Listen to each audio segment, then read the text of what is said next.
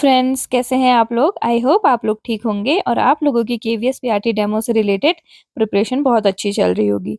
अगर किसी ने मेरी वीडियो नहीं देखी है जो मैंने अभी रिसेंट अपलोड करी है तो वीडियो देखिए और अपनी प्रिपरेशन शुरू करिए। कोई डाउट हो तो कमेंट करिएगा, या कोई क्वेरी हो या कोई सजेशन हो तो आप मुझे किस में बता सकते हैं, कमेंट में बता सकते हो। वीडियो पसंद आए तो लाइक ज़रूर करिएगा।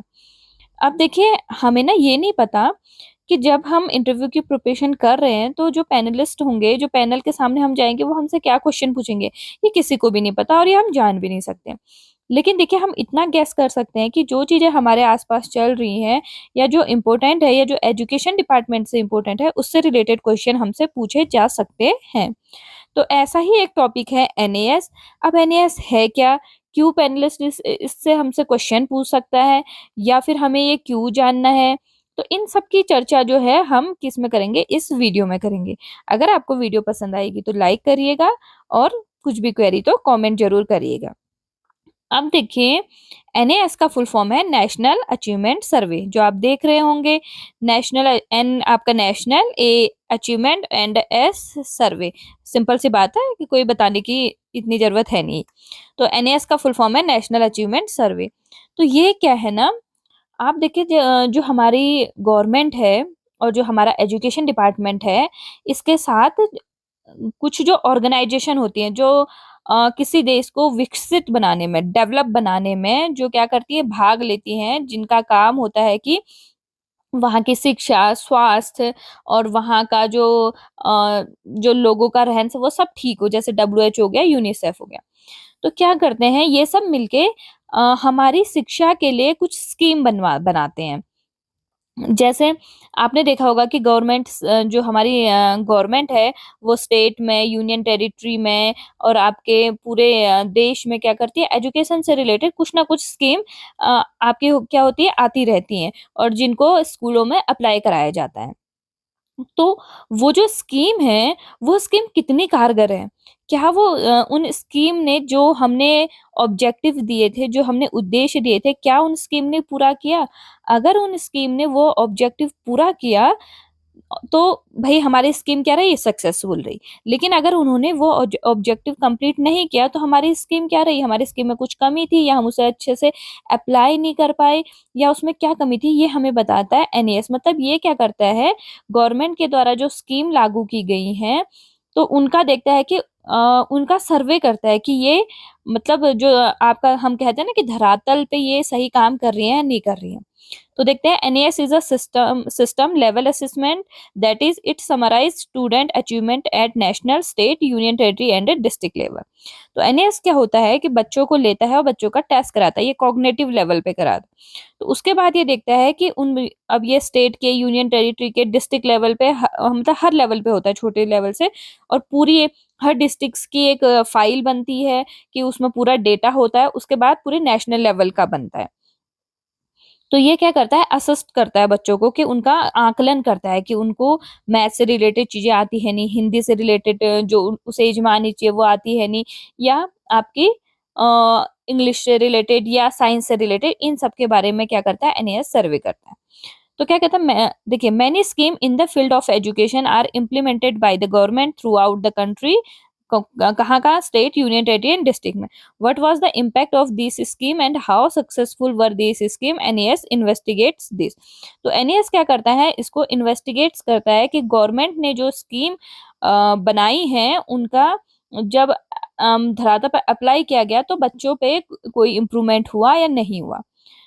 तो देखिए, जैसे एजुकेशनल स्कीम हमारी क्या-क्या है, जैसे नेशनल एजुकेशन पॉलिसी 2020, या जितनी भी आ रही हैं, अभी हमने सिर्फ 2020 की बात नहीं करी, जितनी नेशनल एजुकेशन पॉलिसी है, ये क्या है, शिक्षा के लिए बनाई गई है। National talent search exam, national curriculum framework, पढ़े भारत, बढ़े भारत, दीक्षा, स्वयं, ई पाठशाला, निष्ठा, सर्व शिक्षा अभियान, राइट टू एजुकेशन, ये सब क्या, और बहुत सारी क्या है आपकी जो है स्कीम है, जो कि भारत सरकार हमारी शिक्षा व्यवस्था को अच्छा बनाने के लिए निरंतर लाती रहती है। अब जरा हम एनईएस के बारे में थोड़ा और डिटेल से जानते हैं। तो एनईएस क्या है, is a national level large scale assessment. जो मैंने बता दिया कि ये नेशनल लेवल का एक क्या होता है, असेसमेंट होता है, आकलन होता है, to obtain information about the learning achievement of student of class 3, 5, 8 and 10। अब देखिए ये आपका इम्पोर्टेंट है कि जैसे आपसे इंटरव्यू ने क्वेश्चन पूछा कि आप कैसे असिस्ट करेंगे कि जो आपने पढ़ाया है वो बच्चे को आ रहा नहीं है, तो आप बोलेंगे टेस्ट लेके या फिर मैं उससे क्वेश्चन पूछ के या मैं उसे कोई वर्क देके। तो आपसे क्वेश्चन पूछा जा सकता है या आपने बता दिया कि कोई, जैसे आप बता रहे हैं कि आजकल सर गवर्नमेंट के द्वारा इतनी अच्छी-अच्छी स्कीम क्या कराई जा रही है, जो है आपकी कराई जा रही है, इतनी अच्छी-अच्छी स्कीम गवर्नमेंट क्या कर रही है, हर स्कूल में उसको लागू कर रही है। तो क्या आपसे पैनलिस्ट ये क्वेश्चन पूछते हैं कि तो उन वो स्कीम बेहतरी तरीके से काम कर रही है या नहीं कर रही है? इसके लिए कुछ टेस्ट है या कोई चीज़ है? तो आप कह सकते हैं जी बिल्कुल है, एनएएस है जो इसकी जाँच करता है। तो देखिए किस-किस क्लास का बच्चों का टेस्ट लेता है लर्निंग का, तो ये लेता है आपका क्लास 3rd, 5th, 8 एंड 10, यानी 3rd, 5th का, 8 और 10 का। इन-इन चीज़ों का क्या लेता है, इन-इन क्लास का क्या लेता है, टेस्ट लेता है। तो जिसमें क्लास 3 के बच्चे होंगे, 5 के होंगे, 8 के होंगे और 10 के होंगे। और इसमें ये किस स्कूल के बच्चे होंगे, ये होंगे आपके स्टेट गवर्नमेंट, राज्य सरकार से जो विद्यालय चलते हैं, गवर्नमेंट एडेड स्कूल जिनको अशासकीय विद्यालय कहा जाता है, इसमें private, unaided and central government school, तो मतलब सारे स्कूल इसमें रहते हैं। तो इनका ये देखिए एनईएस जब इन बच्चों का टेस्ट कराता है तो इसका मतलब ये नहीं कि अगर किसी बच्चे ने बहुत अच्छा स्कोर किया है तो दैट मीन्स कि उस स्कूल या उस स्टूडेंट ने अच्छा परफॉर्मेंस किया। वो ये नहीं कहता कि मान लीजिए कि किसी प्राइवेट स्कूल के बच्चे ने बहुत अच्छा परफॉर्मेंस किया तो हम ये नहीं कहेंगे कि उस बच्चे ने और उस स्कूल ने अच्छा परफॉर्मेंस किया, नहीं, ये इस चीज़ की बात ही नहीं करता।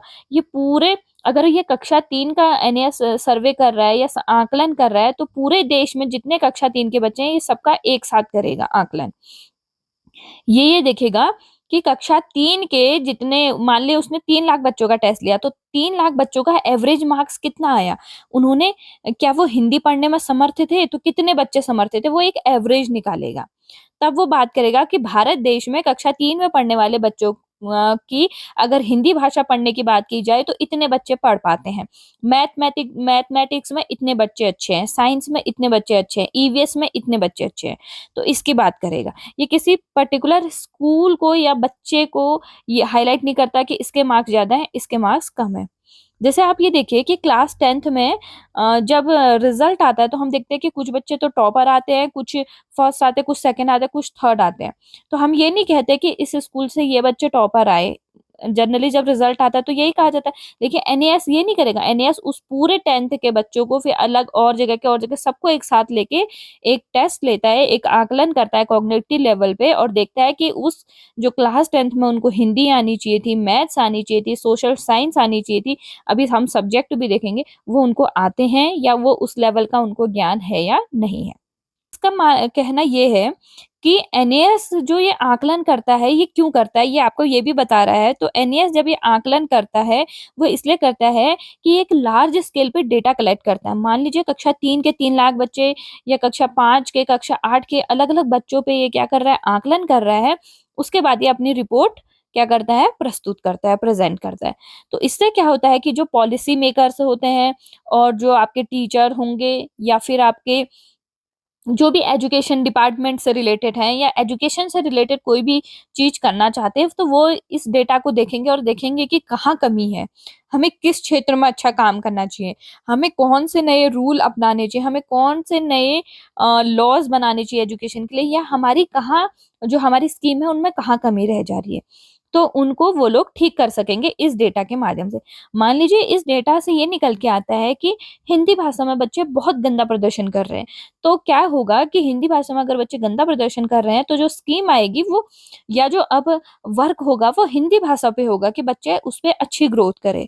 ऐसा ही मैथमेटिक्स पे, अगर मैथमेटिक्स में बच्चों की जो क्षमता है वो अच्छी नहीं है, वो तार्किक जो उनकी क्षमता है वो नहीं डेवलप हो पा रही है, तो सरकार द्वारा या इन संस्थाओं द्वारा ऐसे प्रोग्राम चलाए जाएँगे जिनसे कि उनकी तार्किक क्षमता क्या हो, डेवलप हो। और जो एनसीईआरटी में जो एजुकेशन डिपार्टमेंट में जो लोग बैठे हैं या जो बुक हमारे राइट कर लिखते हैं, जो कंटेंट हमारे बुक में ऐड करते हैं, तो वो भी ये सोचेंगे कि अच्छा इस तार्किक क्षमता बच्चों पे नहीं आ पा रही, तो हमें बुक में भी चेंजेस करने हैं।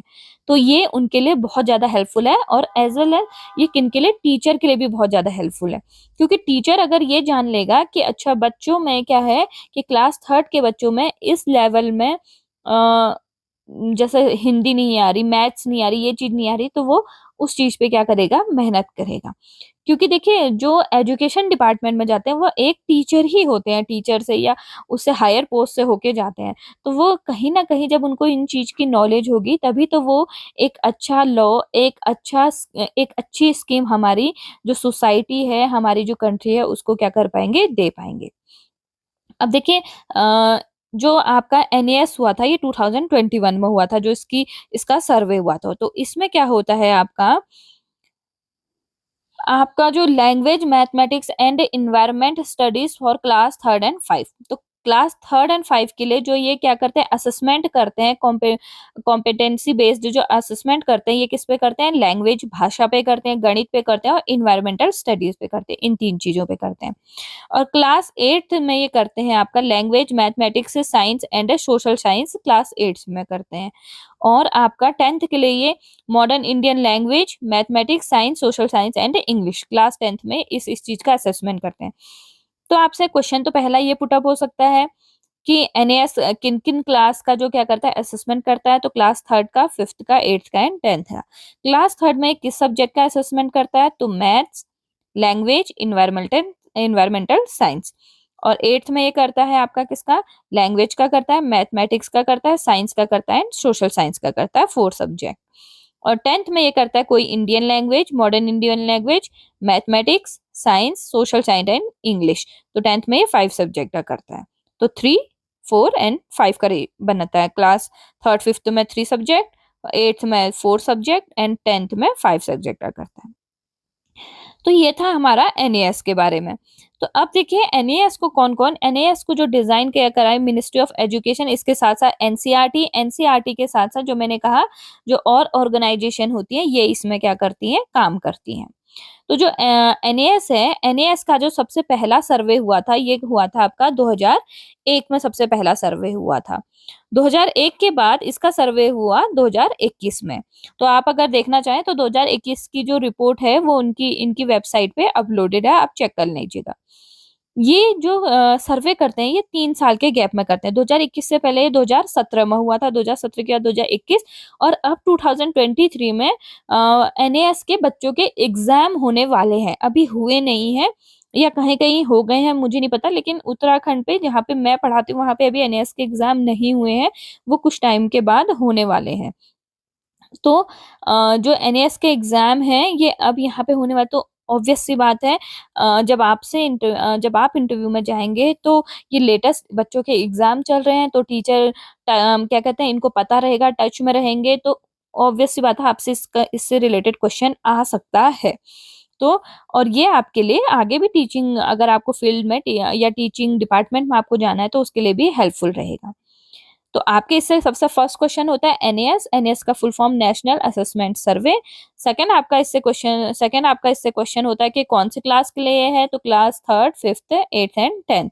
और उसके बाद आपका थर्ड क्वेश्चन इसमें रहता है कि सब्जेक्ट इसके लिए क्या क्या है, तो क्लास थर्ड के लिए जो सब्जेक्ट है वो है Hindi, mathematics, environment science, and fifth के लिए है, सॉरी थर्ड फिफ्थ के लिए यही है, एट्थ के लिए है language, mathematics, science and social science, और टेंथ के लिए आपका है कोई मॉडर्न लैंग्वेज, उसके मॉडर्न इंडियन लैंग्वेज, उसके साथ साथ आपका science, social science, mathematics and English. तो ये 5 आपके टेंथ के। उसके बाद क्वेश्चन देखिए इतना डिटेल तो नहीं पूछेगा, लेकिन अगर आपको नॉलेज है तो बहुत अच्छा है कि कब फर्स्ट सर्वे हुआ था, 2001 में हुआ था, उसके बाद 3-3 साल के गैप में होता रहता है, 2017 में हुआ था, 2021 में हुआ है, अब उसके एग्जाम चल रहे हैं। तो ये अभी जब 2021 में हुआ था ना, तो इन्होंने ये भी देखा था कि कोविड-19 का इस पे क्या इफेक्ट पड़ा है। तो कोविड-19 का इस पे क्या इफेक्ट पड़ा, उसमें बच्चों ने किन चीजों को ज्यादा सीखा, जैसे अगर मैंने जो देखा था उसमें ये दिखाया गया था कि बच्चों ने, हाँ, खाना बनाना कितनों ने सीखा, पेंटिंग का परसेंटेज था वो ज्यादा था, पेंटिंग, खाना बनाना, डांस, म्यूजिक, पढ़ना, ये सब चीज का उन्होंने परसेंटेज दिया था कि किन बच्चों ने कितना सीखा। उसके बाद साथ साथ ये जैसे जेंडर के हिसाब से भी देते हैं कि गर्ल्स और बॉयज इनका कितना है, जैसे क्लास थर्ड की गर्ल्स का क्या जो क्षमता थी वो कितनी थी जब उनका टेस्ट लिया गया, और बॉयज की कितनी थी और ट्रांसजेंडर की कितनी थी, तो ये तीनों पे भी क्या करते हैं, सर्वे करते हैं। तो आपको इसकी जो रिपोर्ट है डिस्ट्रिक्ट वाइज अवेलेबल हो जाती है। उसके साथ-साथ पूरे इंडिया की जो एक रिपोर्ट है, वो भी इनकी वेबसाइट पे अपलोडेड है। इसके बाद ये हुआ कि 2017 के बाद जब ये 2021 में, कोविड में तो हुआ नहीं, 2021 में जब ये सर्वे करवाया गया, तो देखा गया कि इसमें बहुत ज़्यादा गिरावट आई है, जो कि बहुत अच्छी बात, जो मतलब बहुत अच्छी क्या, अच्छी बात है ही नहीं हमारे एजुकेशन सिस्टम के लिए, हमारे देश के लिए। तो इसमें देखा गया कि हर क्षेत्र में बच्चों की, चाहे वो हिंदी हो, मैथमेटिक्स हो, साइंस हो, हर क्षेत्र में गिरावट आई है 2017 से। इसका रीज़न कोविड भी हो सकता है, इसका रीज़न और चीज़ें भी हो सकती हैं। तो जो एजुकेशन में है वो क्या आई, गिरावट आई। तो आप 2021 का देख के जाइएगा, जो उसकी पीडीएफ है पूरे इंडिया के हिसाब से, और 2023 के लिए अभी कोई रिपोर्ट नहीं आ रखी है, तो आपको इसके लिए कोई टेंशन लेने की ज़रूरत नहीं है।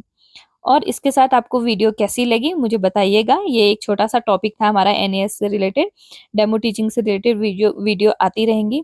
और देखिए आप लोग बहुत ज़्यादा टेंस होंगे कि रिज़ल्ट नहीं आ रहा, रिज़ल्ट नहीं आ रहा, हम परेशान हैं। तो देखिए मेरी बात ये मानिए कि हाँ, आपसे ऐसे बहुत लोग कहते होंगे।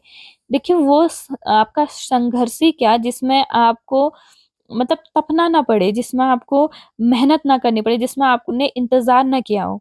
देखिए केवीएस ने टीजीटी और पीजीटी का रिज़ल्ट बहुत जल्द निकाल दिया था। इवन उनके इंटरव्यू भी हो चुके हैं। तो पीआरटी से तो कोई ऐसी दुश्मनी तो है नहीं।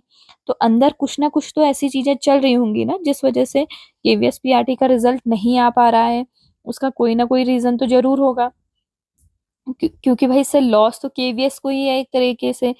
तो देखिए हम अंदर वहाँ क्या चल रहा है वो हम नहीं जान सकते हैं। और दूसरी बात ये है कि इन चीज़ों में ना अंदर डिपार्टमेंट में हो क्या रहा है उसकी नॉलेज हमें नहीं रहती है। तो हमारे देखिए कभी भी है, मतलब कितना भी टाइम लगे, रिज़ल्ट तो उसका आना ही आना है एनी हाउ, और इंटरव्यू देने आपको जाना ही है।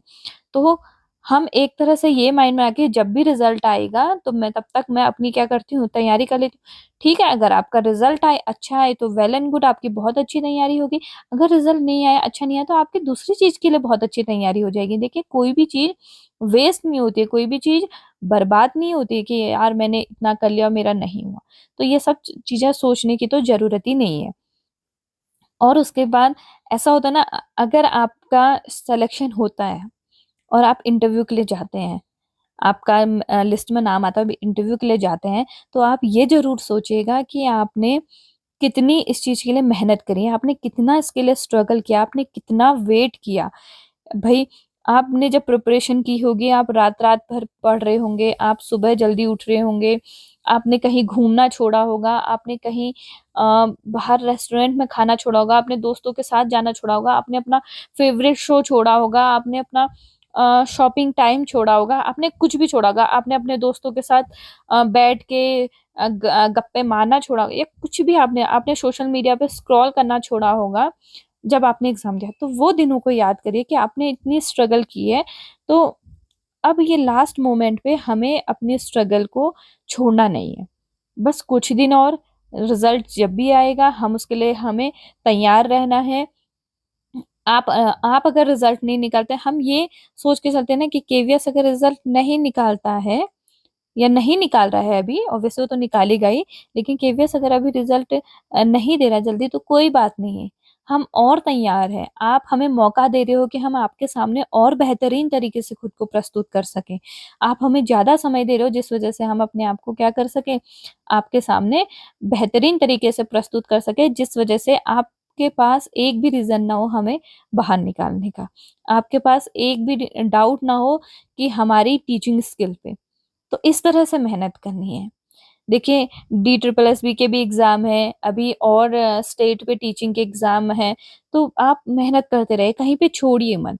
और मैं आप लोगों से ये कहूँगी कि डिमोटिवेट मत होइए, बिल्कुल डिमोटिवेट मत होइए। कोई भी टेंशन हो रही है, उसको हटाइए, कुछ और करने में लग जाइए, तैयारी करने में लग जाइए। और अपने उन दिनों को याद करिए, अगर आपने सीरियसली रिटन के लिए बहुत मेहनत करी थी, बहुत ही ज़्यादा, तो उस टाइम को याद करिए और ये सोचिए कि अगर मैंने उस समय इतनी मेहनत की, तो अभी मैं किसी ऑर्गनाइज़ेशन के डिले रिज़ल्ट आने की वज़ह से मैं अपनी मेहनत कम नहीं करूँगी या करूँगा, मैं परेशान नहीं हूँ।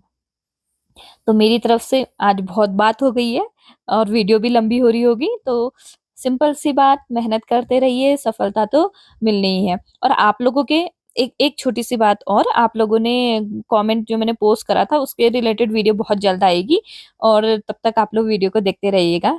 बाय।